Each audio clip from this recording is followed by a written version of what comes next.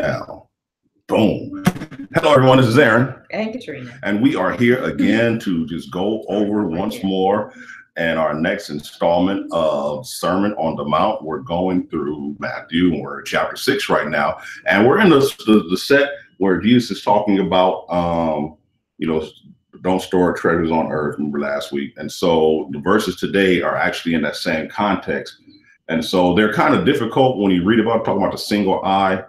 But if you remember that it's in the same context of storing up treasures, it has a lot to do with money. Then we get to next week about no man can serve two masters.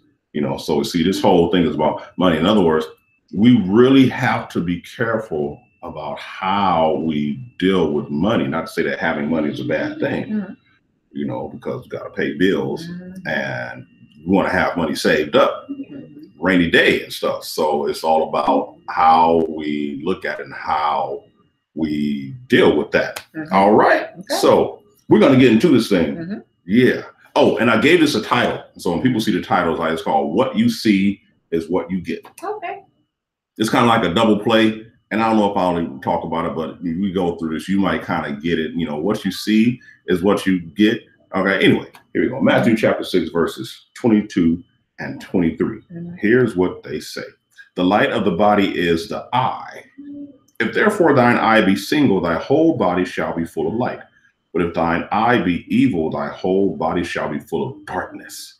If therefore the light that is in thee be darkness, how great is that darkness? So of course, you see what you see is what you get. If your light is single, and if your eye is single, and if your eye is dark, what you see is what you get. What you see is what you get. Obviously. Well, you do look good. I like that dress. It looked really good on you, sweetie. It looks like you had a special, something like it was a special occasion today. Because I don't have a tie on. This is just me. So, you're welcome. Well, tell us about the occasion. We got to get it. Yeah, look at that. See, there's a dress. It's all sparkly and everything. Sparkly dress. Yeah. Thank you. Yes, I just grabbed it. Oh, that's it? Well, it was Macaria, another award ceremony, and I was gonna wear red, but when she came around the corner, she had on red, so we both couldn't have on red. So I just grabbed this one because it was white. Okay, that's what happened. That's the story. I'm sticking to it. I'm sticking to it. That's it. Yep, it's white with sparkles on it. White with sparkles. Yeah. All right, then. Good. Maybe I'm still in the royal wedding mood thing. If you watched the wedding? The royal wedding, it's been that. If you didn't, that's okay. I'm not going to try to push it like you. Something wrong if you didn't. I stayed asleep. It's tough. I did my best. It's tough. I've seen all the royal. I saw Diana's funeral. I saw the William and Kate. So, I felt like I had to watch, in keeping with the whole collection. I had to watch the whole thing, but it's tough for us California, Las Vegas people, because it's 1:30 in the morning gig. Yeah, but it was cool was I saw the sun come up. All right.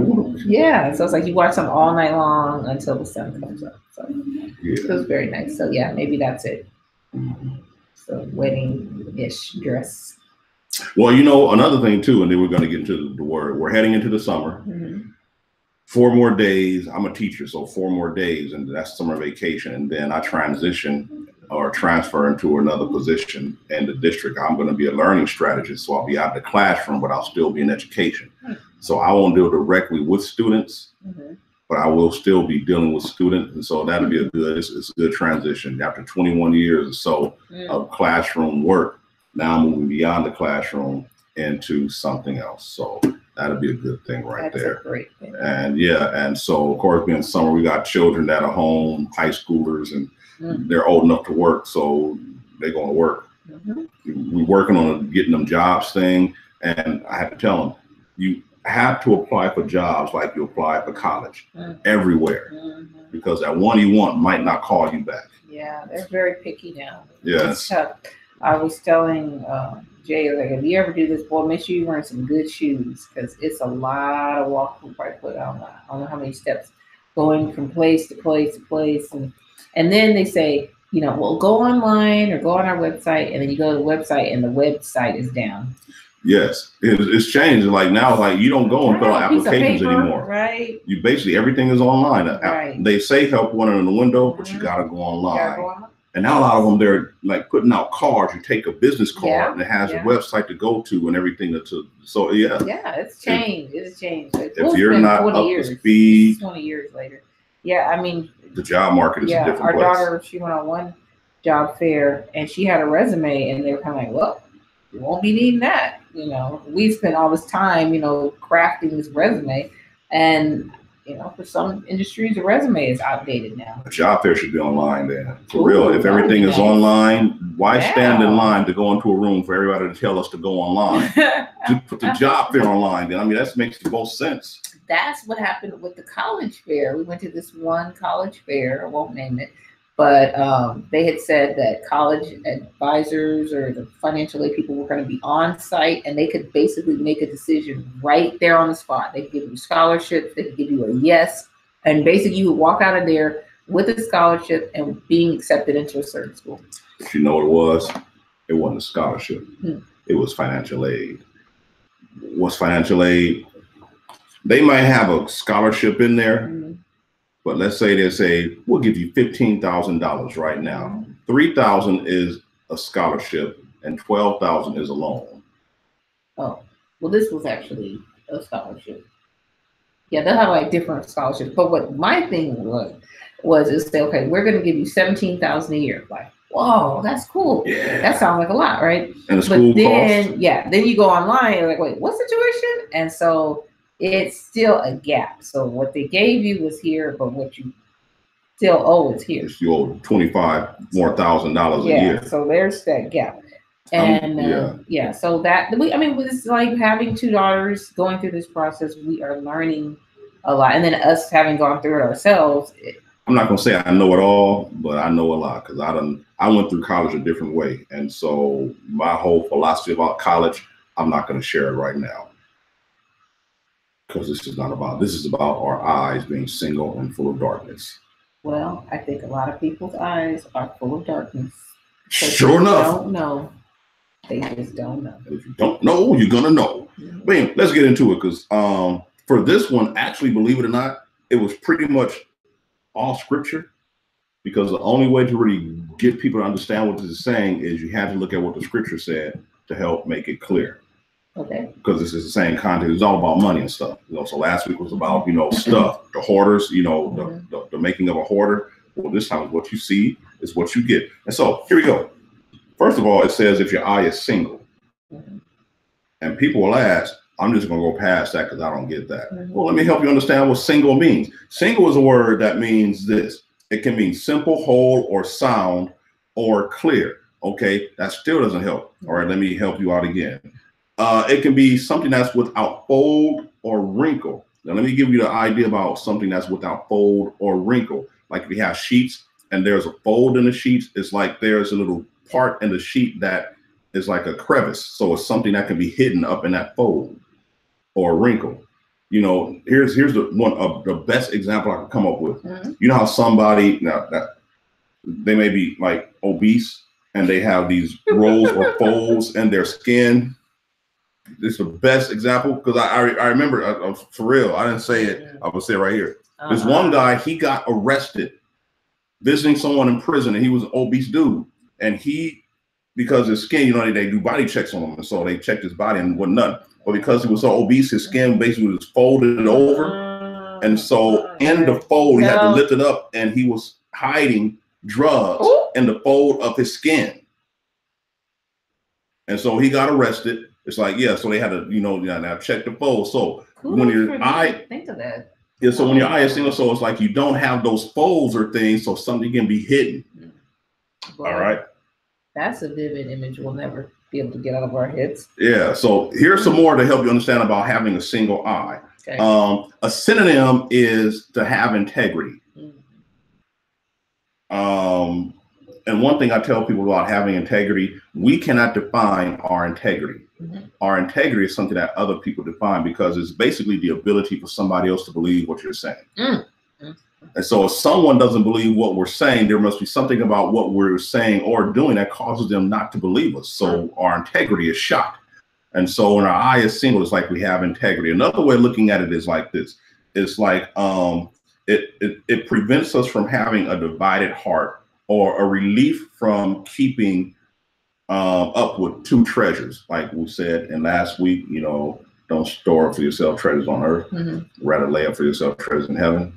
And so if our eye is single, you know, if there's nothing hidden, we don't have any ulterior motives about what we're doing with money and stuff.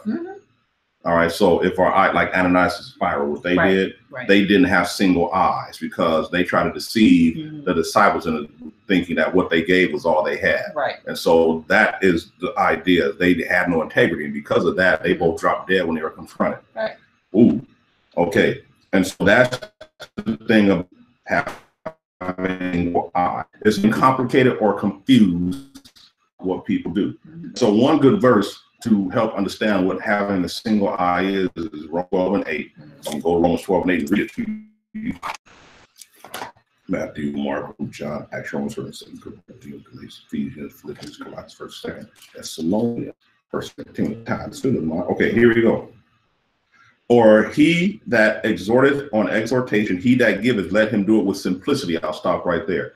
And so the one that gives with simplicity is like the one that has a single eye. And in other words, it gives the idea of somebody who's just giving for the sake of giving. I'm not giving because I don't want to hear you say thank you. I don't want any cards. I don't want my name on a plaque or on a wall or get some award for the best, biggest giver or anything. You don't even have to know who I am. I'm just doing it. You know, I see that there's a need, and so I'm just going to go give and meet the need. Boom. It's just simple. Really, it's like there's nothing to it but to do it. I don't have to go through any checks and balances or make sure you send me a receipt. You know, it's just giving with simplicity. I don't need the statement at the end of the year for my taxes. I'm just giving. You know, so that's having a single eye. That's one thing. So someone has a single eye is someone who does their giving just like here, you know, because you need to have that, and they just keep pushing. All right. And so the one whose eye is single, they have that integrity. It says that their whole body is full of light. There's another side to this coin about having a single eye, and then we're going to contrast it with darkness. And so when your body is full of light, it's like you have bright character or you're transparent. In other words, when somebody sees you, whatever you're sharing, whatever you're saying, it's like you're so honest with them. It's like the integrity part. When you're full of light, you have character.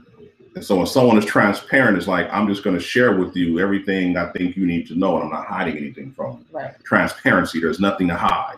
And so a person with a single eye, they have integrity and they have character. Two things that we cannot define for ourselves, but other people can see in us based on our conduct. And so this is in the same context about stuff, hoarding, laying up treasures on earth, because when people are all about laying up the treasures on earth, you know, people who they got a lot of stuff and they don't want people really around them and their stuff. Like, I don't want you in my house because you might break something. Don't break something in that house. Your kids are in the house and they're looking at your kids like, you better not, you better not, you better. Broke an ornament off my Christmas tree. I got a story, but I'm not going to tell it. See, that's the difference between you and I. I'll tell my stories. I'm not telling. I will tell my story because it's my story to tell. I know somebody and they got a friend and they got a friend. Eventually, somebody gonna know what the story is about. So I ain't gonna say nothing. But I do have a story about it. But I know you probably know somebody who's like it with all their stuff. It's like they might invite you over to their house, but they're real nervous about you being in their house. You can only sit in certain chairs. Stop telling my story. Now, if I'm not going to tell the story, you can't tell the story. I don't know your story. Well, you're about to tell the story. I don't know your story. I'm just saying, I don't know who it is. I don't know. I'm just saying that's how many people there are out there like that. Life that happened.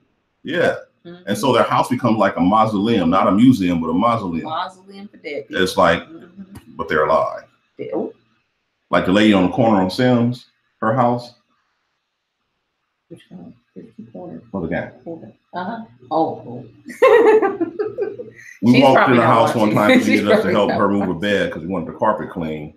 Oh. And she was just real nervous about all her stuff. I'm not gonna touch your stuff, but she didn't want. It's like we had to move the mattress, but she didn't want the mattress to touch anything else in the house. This lady was 90 years old, living by herself, so all her furniture was from the 70s, and it was like the way it was is just like it is frozen in time. Yeah, and it's almost like she really didn't want. She didn't want her own family over her house for the sake of her stuff. And she went to church every Sunday. Walked. I think she walked to church. Yeah, Yeah, she was serious. She was devoted. But yeah, stuff is a big deal. Mm-hmm. Big deal. Big deal. Yeah, and so when it comes to our eyes and being single, it's like we're not so concerned about our stuff. Right. I'm not saying that we'll just let it get tore up, but we're not going to be so overprotective that we don't want no one around us. Right. For the sake of our stuff. And people like that. I don't want you around me for the sake of my stuff. Yeah. I always think about how people used to come over on Sundays. Like that was a big visit. Go to either somebody's house or they would come over to your house and they would feed the preacher. I guess he would make his rounds to all the different houses. Yep. And so that's and some people probably didn't want him coming to their house. Well, I mean back then, but now no. Yeah, today. You better not. And some people like better not come over unannounced either. They're cool with you when you see them on Sunday in the sanctuary, but try to call them. Oh no! Why are you calling me? Just say hello. Caller ID. Hello. Like who's this? Who is this? Yeah, they different people on the phone. Sorry, I won't bother you anymore. Anyway, Ecclesiastes 7:1 says this: a good name is better than precious ointment. Right. And so someone who has a single eye is someone who's likened unto the person that has a good name. It's better to have a good name than precious ointment. What is precious ointment? Something expensive or stuff. In other words, would you rather have the expensive stuff or the good name? There are some people that want the stuff. They want stuff. Because for them, it's like the stuff is what makes my name what it is. Let's see. But there's a problem with that when we get into verse 23. So having a single eye simply means that we see things one way, and is that simplicity of life. There's nothing hidden about our motives. We don't have any agendas. We're just gonna, it's not about collecting stuff. And so we have integrity and character. Yes. And so everybody probably knows someone like that. It's like, what, that's someone, whatever they say, I can trust them with what they say, because I know that there's going to be nothing behind what they say. And then there are other people, and we're talking about people in the church, in the sanctuary, not just folk in the street, because this is dealing with people who are in the congregations. When Jesus said at the beginning of this, unless your righteousness surpasses that of scribes and Pharisees, you won't make it in. And the Sermon on the Mount is basically how your righteousness can surpass that of the other folk in the church who are supposedly running things. And so this is what this is all about right here. And everybody knows somebody who's in a church running something, trying to run something. And it's like, I don't know about that one. If you want to talk about that person, it's probably nothing good that you're going to share. And that's not a good thing right there. And so we're going to move on and look at verse 23. Because verse 23 said, but if thine eye be evil. So 22, if your eye is single, that's a good thing. Your whole body is full of light. Verse 23, if your eye is evil. What does it say about that? The whole body shall be full of darkness. Therefore, the light that is in thee be darkness. How great is that darkness? And so the meaning behind this word evil is not necessarily that somebody's just going to be robbing, stealing, and killing. Could be. We'll see. But it means literally that it's full of labors, annoyances, hardships, or someone who's wicked or bad. It gives an idea of someone who's like Ebenezer Scrooge. Anybody know somebody who's like a Scrooge? It's like basically whenever they speak, if they're trying to encourage you, you leave away from them feeling bad, and they try to make you feel good, but it's like that didn't help. And so it's like basically these are people who are hurtful and vicious.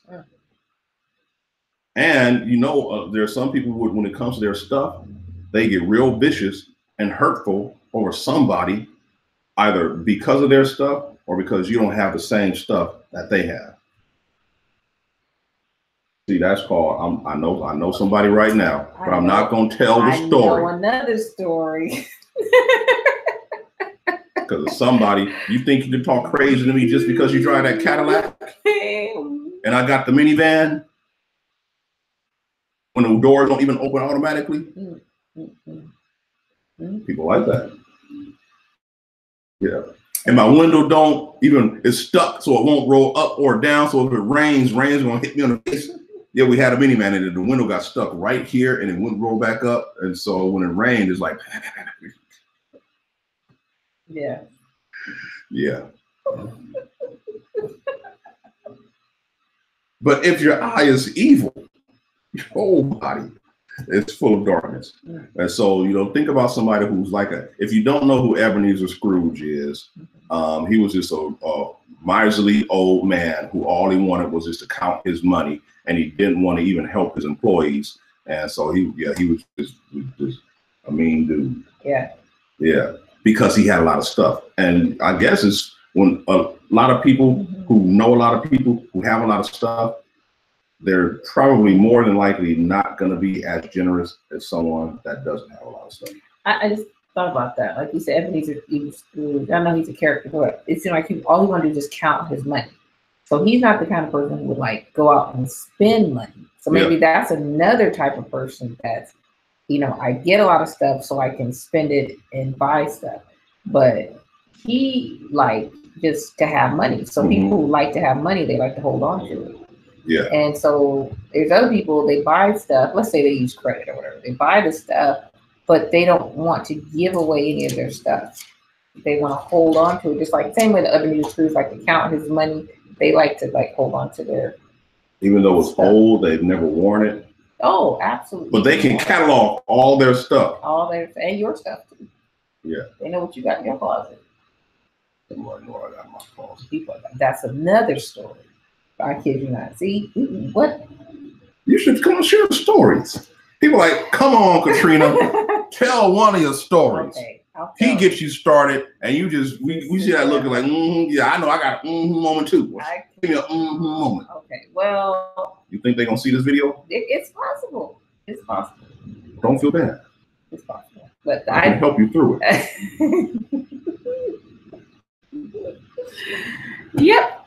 Yeah. Just don't get on Facebook anytime soon. Right. Okay, so there's people who are mad because of what you got and what you got on. So they call themselves helping you get your closet, house, whatever, organized. But that's their way to get in your house and see what you got. So that's how I found out what was in my closet one time, because the person told me the labels that were on my clothes. And the person says, oh yeah, you get your clothes from Ann Taylor. And I never even thought about it. I just, does it fit? Boom, put it on, whatever. But yeah, and then I realized, wait, so you went through my closet and was like literally going through and looking at the labels on all my clothes. No, sure, that's story with you. Well, see, that's why you just keep living. See, that's good. Stay married. You find out something you don't know. Stay married. I don't like to talk about the things that people have done that I feel are, they cross the line. I just cross it and keep going. I just keep you. Once you cross the line, just keep going while you're over there. Yeah. But yeah, I got a million of them. I could write a book. I could write a book. One day I might write a book called The Pastor's Wife Finally Breaks Her Silence. Yes. Break it. Okay, I'll give you some verses here to help us understand this whole thing about evil and darkness. Okay. I'm probably not going to read all of them, but I'll just reference them. But I want to back up to Matthew chapter 5 in the Sermon on the Mount so we can get an understanding about this idea of evil. We're going to see the same word evil. There's more than one word for evil, but this word evil, we're going to see other scripture contexts where it was used to probably help us understand this whole thing about if your eye is evil. And there's one that's just going to sum it all up. I'm going to save that one for later. Okay. In chapter 5 in Matthew, in the Sermon on the Mount, verse 37, start there. We're just going to see the same word, but it says, let your communication be yea, yea, nay, nay. Whatsoever is more than this, these comes of evil. The same word evil. So let your yes be yes and your no be no. Anything beyond that comes from evil. That's the same evil that will cause your body to be full of darkness. Go to verse 39 and it says, But I say unto you that ye resist not evil, but whosoever shall smite thee on thy right cheek, turn to him the other also.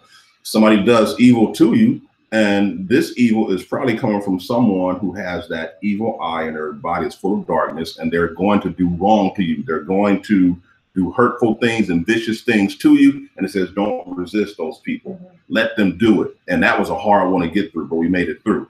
All right. But yes, that's the type of evil. And so people whose eyes are evil, are full of darkness, they're going to do these things to us. And he's talking about people that are in the congregations, not folk in the world. They're going to do it because they don't love Christ, but they hate Christ. So we get that persecution, but the persecution that comes from those who are supposed to believe, that's something totally different.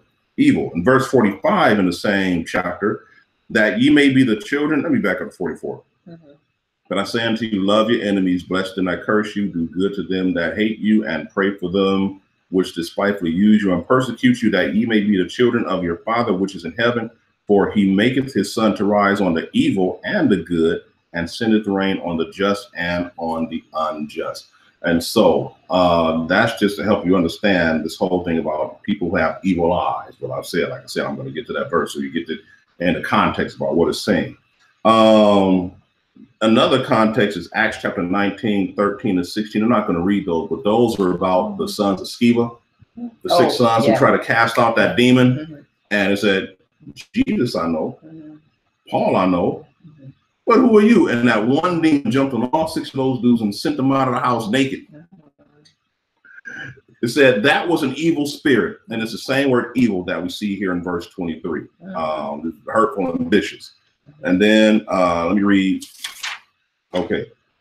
Matthew 12, 34 and 35. Let me go there.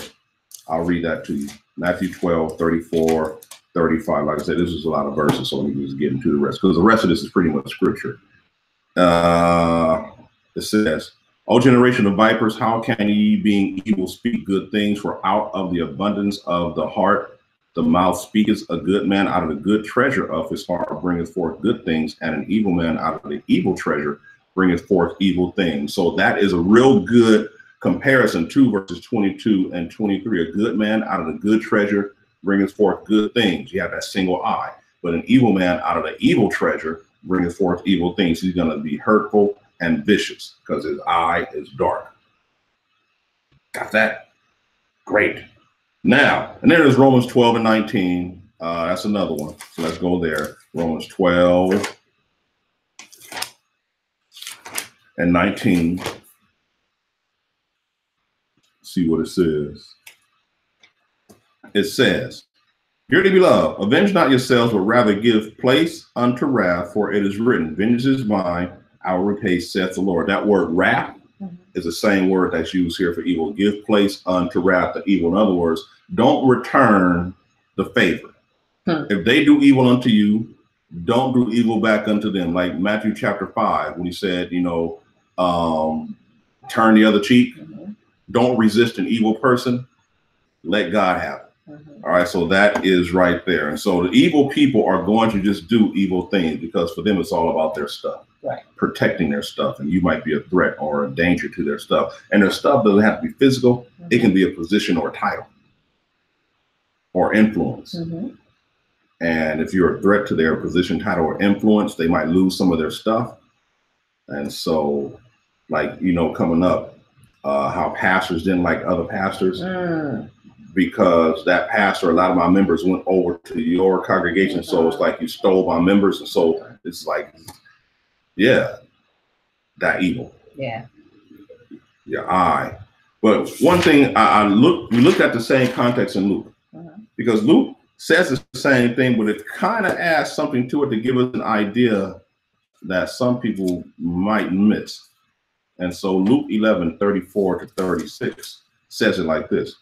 The light of the body is the eye. Therefore, when thine eye is single, thy whole body also is full of light. But when thine eye is evil, thy body also is full of darkness. Take heed, therefore, that the light which is in thee be not darkness. If thy whole body therefore be full of light, having no part dark, the whole shall be full of light. And when the bright shining of a candle doth give thee light. Now, 34 gives the implication. I'm going to read it again. It says, When thy eye is single, thy whole body is full of light. But when thine eye is evil, the implication is this: we can switch from being single to evil, or from evil back to single. And so it's not to say that we're going to be one way all the time. We can flip flop between. For example, we can be very generous until Christmas season or some other season when they have those sales, and all we want to do is just go shopping for ourselves to collect more stuff. And so we don't want nobody coming to ask us for anything because my mind is set on the stuff I want to get for myself. And so we start to, maybe cut some people because, hey, I'm trying to get this for me. I'm out for mine. And so it's saying that, there's a possibility that we can be doing great in one moment, but then the next moment we might slip and shift to doing evil. Right. And we can shift back from evil to doing great again. And so we just have to be careful that the light in our bodies is actually light and not darkness. And so we have to be aware. So we're going to get to some verses as far as how do we watch out for that and prevent ourselves from doing that. And so when we talk about darkness, it gives an idea that someone is ungodly or immoral. Here's another word: shady. You ever known some shady characters? Like you can see them, it's like, yeah, that's a shady person right there. You don't want to deal with that person. You start talking to that person. You can see, like, for example, when I worked at the school, I was a TA, and all the TAs were talking about this one other TA and how I was like, look, stay away from him because he's always going to be asking you for money and he's not going to pay it back. And so I'm just listening, and sure enough, he hits me up one day asking me for some money. How did he hit you up? He just, we signed it, and he's like, hey, man, can I borrow some money? I'm like, no, man, I ain't got, because I don't keep money. He's never talked to you before? He just never talked to me before. Can't say, hey, man. Until this one day, he just happened to ask me. Now, we both got jobs. We work the same job. So we make the same amount of money. But you obviously have extra money to give him some money, and he don't even address you by your name? Yeah. Oh. And so I didn't have anything to give him. But then it's like he got mad at me. Yeah, because I probably said something else, because after hearing everybody saying, I probably said something. He said, I was mad at you for a long time, but I got over it. Because I wanted to give. It was just $1. I didn't have $1, man. Sorry. I didn't. That's a doggone shame. Like, if you can't keep up with your own money that you get paid too, bro, come on now. Financial management. Anyway, but, and so basically they were saying, like, look, he's a shady character. Watch out for him. Because he's coming your way, and he came my way. Sure did. They warned you. And, the more I talk with him, he tried to be my friend, but the more he talked, the shadier he seemed. And he was a musician at a church. Church full. Yep. Wait a minute. If he was a musician at church, he probably was getting something from them, too. Probably. Most people don't play for church for free. Yeah. So he was making more money than you. At the time. At that time. And so here we go. John, so to get a better understanding of this darkness thing, John 3:16 and 19. John 3:16, for God so loved the world that he gave his only begotten son, that whosoever believeth in him should not perish, but have everlasting life. Verse 17 says this: for God sent not his son into the world to condemn the world, but that the world through him might be saved. He that believeth on him is not condemned, but he that believeth not is condemned already, because he hath not believed in the name of the only begotten Son of God. 19, here it is. And this is the condemnation, that light is come into the world, and men love darkness rather than light, because their deeds were evil. Wow. And so if our eyes are evil and our body is dark, our deeds are going to be evil. The things that we do are not going to be for edification and the benefit of the body, but they're going to be just to benefit ourselves, right, and to the hurt of the body. And so when men love darkness rather than light, they're going to do some hurtful and vicious things. They are. And they're not really concerned about the other people. And so that's just one thing. Acts 26:15-18 says this.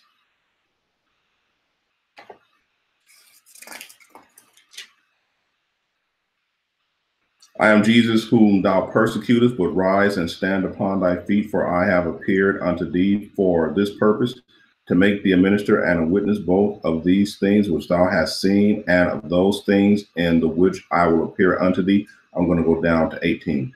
To open their eyes and to turn them from darkness to light, and from the power of Satan unto God. And so Paul was sent unto the very people, because in verse 17 it says, look, they're waiting for you, man. But I'm going to send you to them, because they got some plan for you, like you think you got some plan for them. Anyway, I'm going to send them to you so that you can bring them out of darkness and from the power of Satan. So with this darkness, it means that when our eye is dark, we come under the influence of the influencer to do evil deeds and thinking that we're doing something good. Romans 13:12 says this.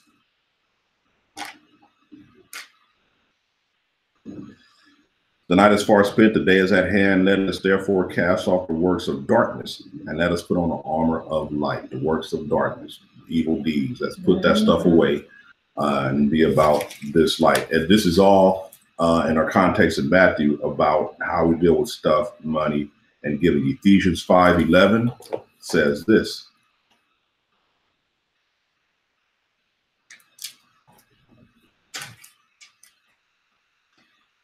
And have no fellowship with the unfruitful works of darkness, but rather reprove them. So works of darkness are unfruitful. It says reprove them. I'm not going to have no fellowship with you, but I'm going to put you on blast. Reprove you for this. I'm not going to keep secrets. People don't like it when you put their stuff out there, because it's like, hey, man, it says reprove them. In another verse, it says that we should expose them. We're going to reprove, we're going to expose, because if it's evil, if it's a work of darkness, we can't just keep quiet about that stuff.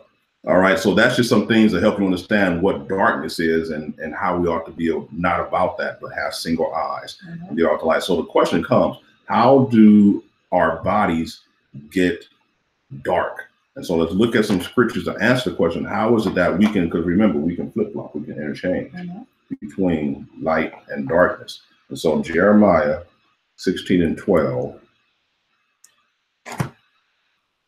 says this.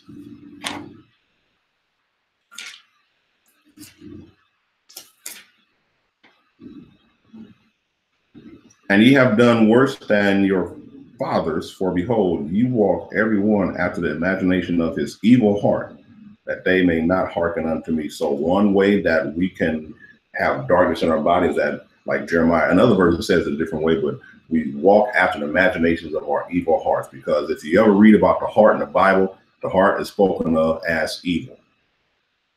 It's a deceitful thing. No man can understand it. When Noah came off the ark, God said from his youth, man basically conspires evil things. So I ask this question. Do you remember when you were young and you conspired to do something and you know it was wrong, but you wanted to do it and went ahead and did it anyway because you wanted to see what would happen? See, that's like, yeah, I know I did a couple things. And I did a couple things too, because when we were young, our hearts were evil. We wanted to know, what is it like to do some wicked thing and get away with it? And we got to make sure my parents are around to see me doing it. Yeah, it's the nature of the heart. Another thing, Ecclesiastes 5:8.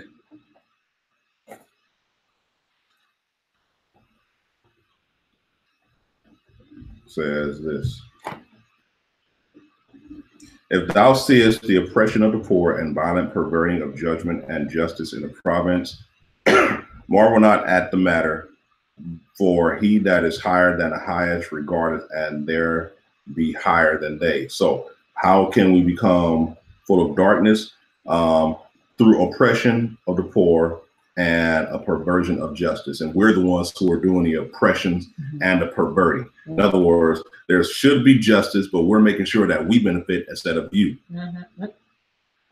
We're going to get what we want instead of doing that which is right, just, and fair. That's in Proverbs, doing that which is the first chapter of Proverbs.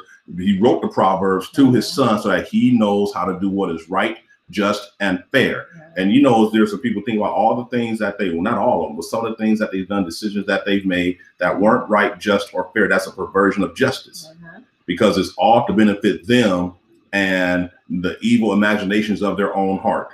You got that? They pervert justice to satisfy the evil imaginations of their heart. It's on video, so you can always rewind this to see that again. That's just another way that our bodies can become full of darkness. In the Proverbs, here's what it says. Proverbs 22.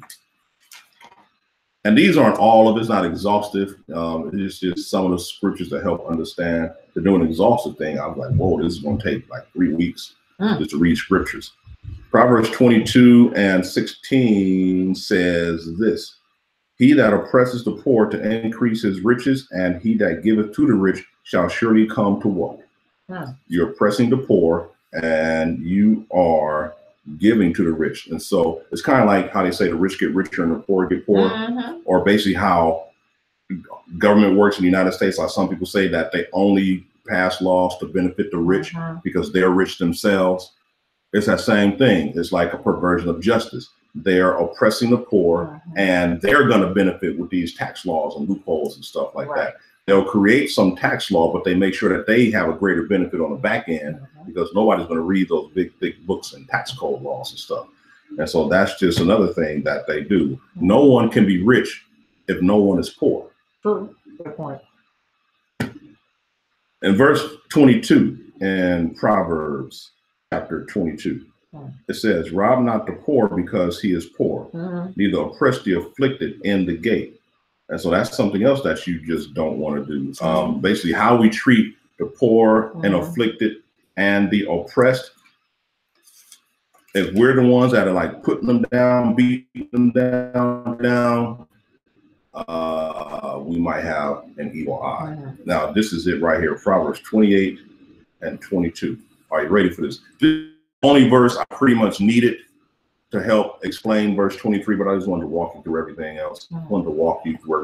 See how the Bible can just support itself and not contradict itself. The scriptures can speak for itself. That's why I use so many of them. Proverbs 28 and 22 says this.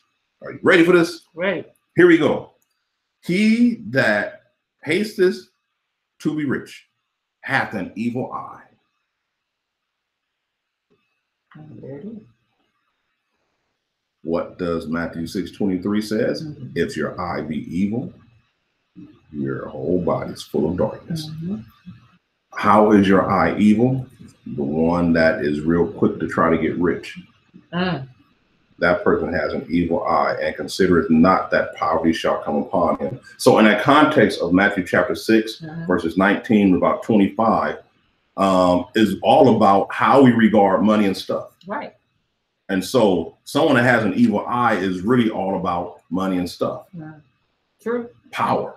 You know, so you think about those people who don't want you coming in the house, or if you do, sit here, don't touch my stuff, keep your kids still, you know, stuff like that, because I don't want my stuff broken. And that's what it's all about. And so how can we avoid, that's how we can become dark, you know, trying to get rich, stuff like that is all about money and stuff. And so how can we avoid darkness? Here are the two verses or passages I have. 1 John chapter 2, verses 15 to 17 says this. This is how we can avoid being dark. Remember, we can flip-flop between though. We can flip-flop between the two. We have to be careful with that. So 1 John 2, 15 to 17. How do we do it? Love not the world. Neither the things that are in the world. If any man love the world, the love of the Father is not in him. For all that is in the world, the lust of the flesh and the lust of the eyes and the pride of life is not of the Father, but is of the world. And the world passes away and the lust thereof, but that he that doeth the will of God abideth forever. So how can we avoid darkness? Just don't love the world. Now, it doesn't mean that you can't have stuff, but don't love the stuff so much that you alienate people. Right. If you can afford it, great. You can buy it. But don't go broke trying to prove something to somebody like I can too.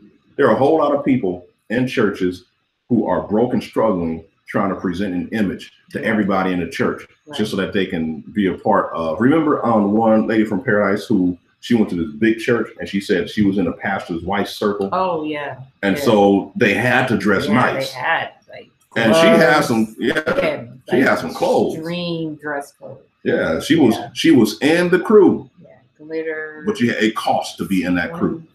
Yeah. Gowns. Yep. And so then it became a thing with like everybody else who didn't have it can't be in the crew. Yeah. Like those movies about those, and they have those crew of high school girls who are just the it girls. Oh yeah, and I can imagine the resentment that creates, that fosters when you're just outside the, special it club, and you don't get invited to certain things, or that is just like being at the Mean Girls. You can't sit at certain tables at school. In a church. Yeah, we've taken what was in school. We thought we outgrew that once we graduated, only to find that it just rehatched and recreated itself in church. Yep. Trying to make me feel bad because I don't have a black suit on Communion Sunday, or red tie, or white dress for this event, or I'm not giving what you asked for the anniversary. Mm-hmm. Stuff like that. There's a lot of that going on in churches, and a lot of people are not staying around. They're not sticking around anymore. They're just saying, "Fine, I'll just keep my one dress having self at home." Yeah, and there are churches out there that don't even roll like that, but because I guess they've been hurt so bad, it's like, that's great that you're doing good, but basically, I'm so messed up that I can't even go to the right place. Right. Yeah, and that's hard. That's harsh. That breaks my heart. Yeah. So, so that's why we do the videos. If you found this video and you're one of those people, just keep watching. Yeah. I'm not going to ask you to come. Mm-hmm. If you want to come, ask me and I'll tell you where we are. But you know what? No, you can stay right there. Yeah. One more. Watch and learn. And then we're going to wrap this up. Okay. How can we avoid darkness? Mm-hmm. Jesus says it's give, and it shall be given unto you. Okay. Pressed down, shaken together, and running over shall it be measured into your bosom as you measure out. Okay. And so it may seem like, is this just another ploy on giving? No, it's in the context of this, it's not about giving and big offering to a church. Mm-hmm. I'm actually opposed to all these teachings about using these verses about giving to boost the church offering, because they were always written in a context of giving directly to someone to help meet their need. And so if you're giving large to a church, you want to make sure that that church is using what you're giving to not only pay their expenses, but to give to meet the needs of those that are in the congregation and even in the community. Right. And if needs aren't being met, then there's nothing wrong with you. Now, I'm not saying don't give to the church if you're a member, but if there's a need in the community and your church doesn't have the vision to meet that need, but you know it exists, go ahead and meet that need. Mm-hmm. Don't let the right hand know what the left hand is doing. Yeah. Remember that, we learned that. But if we just give, it shall be given back unto us. Mm-hmm. That's how we can keep our eyes single. Mm-hmm. Just have a heart of giving. And I don't want any thanks, certificates, letters, nothing. I just want to do it. Mm-hmm. You don't even have to know what I did. It's like I just slid it to you in secret. Mm-hmm. And that's it. I went about my way. And so that's it. That's it. So in the context of money and stuff, we should be more liberal with our stuff than trying to just, keep it for ourselves. Hoarding. Yeah, hoarding. Don't want to be about hoarding. Right. And so I talked about it last week about those pants with the tags on it. I got to pull them out the closet. And, because we got some toys that can go over to the mission again. Yeah, got some toys. Good. Go to the mission. I got to call them because we're going to set up an actual day where we're going to go and visit the mission. Cool. Like do some work at the mission. That's great. Yeah. All right. So that'll work out. Yeah. Well, that's all we have for you for today. Mm-hmm. So next week we'll be finishing up this part of the Sermon on the Mount, just about stuff and your treasure and your eyes and evil and light and darkness, giving and storing up and stuff. And so that's it from us. Okay, then. Hope you enjoyed this one this week. Mm-hmm. Look for us next week. Yes. All right. Thank you, sweetie. You're welcome. Okay. All right. Bye, y'all.